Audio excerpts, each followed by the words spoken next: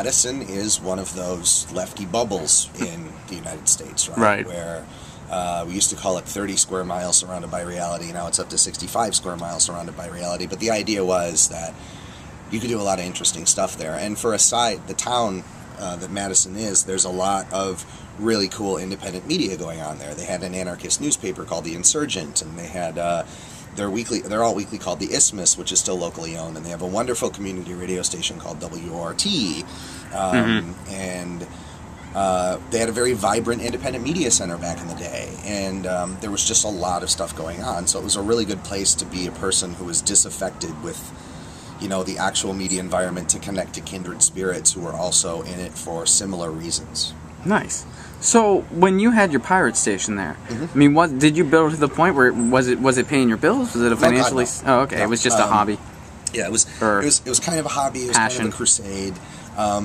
What I did was I had a completely portable station, so I could pack all of the equipment basically into 2 duffel bags, and I had a military surplus antenna mast made out of 5 feet aluminum tubes that were tapered all at one end, so you could put them in this tripod thing, and that was 3 legs, and then you took the rest of them and you assembled them together and put it up.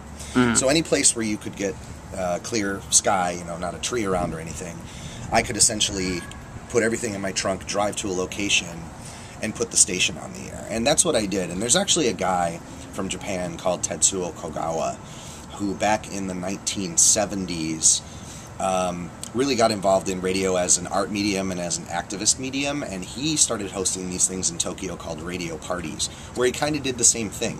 He found people to basically host his station for a night, right? And they invited people over, and there were drinks and stuff, and he set it up in their kitchen, and he gave a little spiel about what it is that we're doing here, and then he just turned the microphone over to people to do whatever they wanted. And because Tokyo is so population dense, you could use like a 1-watt transmitter and cover tens of thousands of people, and because it was hyper local, people would come over. They'd hear it on the radio, and then they'd come over and actually participate. So that's what I did. It was it was a creative outlet and things like that, but it was also an evangelistic thing. Like, radio it goes back to the whole idea of radio being an intimate medium. It's something that can create person-to-person connections, and there's no better way to demystify a technology than to put it in the hands of people.